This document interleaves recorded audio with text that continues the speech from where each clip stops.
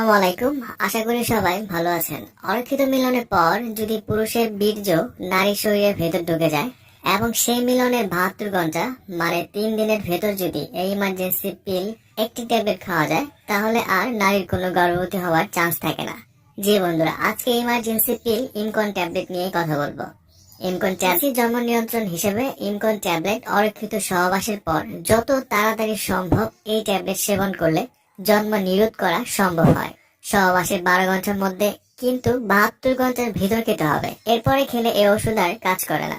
এবার আসুন জানা যাক কোন পরিস্থিতির সম্মুখীন হলে আপনি এই ইমকন ট্যাবলেটটি সেবন করতে পারবেন।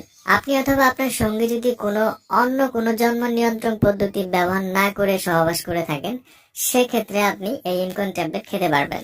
অথবা আপনি যদি ভুল করে 3 দিন জন্ম নিরোধক বড়ি খেতে ভুলে যান, অথবা সহবাসের সময় সঠিকভাবে কন্ডম ব্যবহার না করেন, অথবা যদি কন্ডম